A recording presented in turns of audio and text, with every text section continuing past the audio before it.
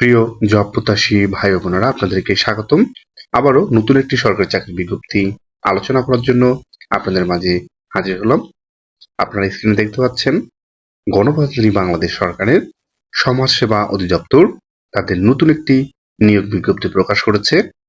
এটি প্রকাশিত হয়েছে 9 জুন 2024 খ্রিস্টাব্দ।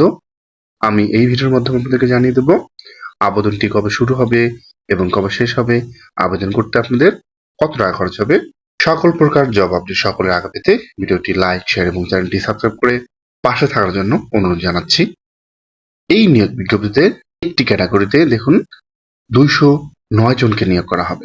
পদের নাম সমাজকর্মী ইউনিয়ন। এটির গ্রেড 16, বেতন স্কেল 9,300 টাকা থেকে শুরু হয়ে 22,490 টাকায় গিয়ে শেষ হবে।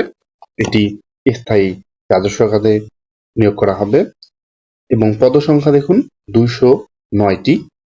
শিক্ষাগত যোগ্যতা কোনো স্বীকৃত বোর্ড হইতে অনন্য দ্বিতীয় বিভাগে উচ্চ মাধ্যমিক সার্টিফিকেট বা সমমানের পরীক্ষায় উত্তীর্ণ হতে হবে। আপনারা উচ্চ মাধ্যমিক পাশ করে আবেদন করতে পারবেন। এবং দেখুন, বিভাগীয় প্রার্থীদের ক্ষেত্রে বয়সসীমা 35 বছর পর্যন্ত শিথিলযোগ্য। এবার দেখব যে সকল জেলার প্রার্থীগণ আবেদন করতে পারবেন। রাজবাড়ী, বান্দরবন, খাগড়াছড়ি, রাঙ্গামাটি, জয়পুরহাট, গাইবান্ধা, লালমনিরহাট, ঠাকুরগাঁও, মাগুরা ও ঝালকাঠি জেলা ব্যতীত বাংলাদেশের সকল জেলা থেকে আবেদন করতে পারবেন। তবে এতিম ও শারীরিক প্রতিবন্ধী কোটায় প্রার্থীদের ক্ষেত্রে সকল জেলার প্রার্থীগণ আবেদন করতে পারবেন।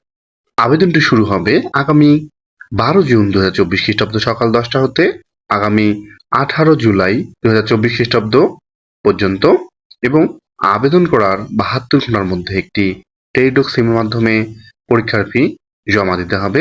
এখন আমরা দেখব আপনাদের পরীক্ষার ফি বাবদ কত টাকা জমা দিতে হবে।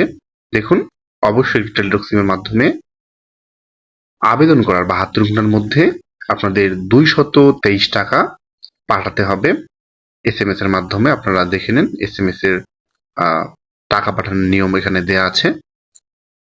আপনারা SMS এর মাধ্যমে টাকা পাঠিয়ে দিলে আপনাদের আবেদনটি সম্পূর্ণ হয়ে যাবে। সকলকে অনেক ধন্যবাদ।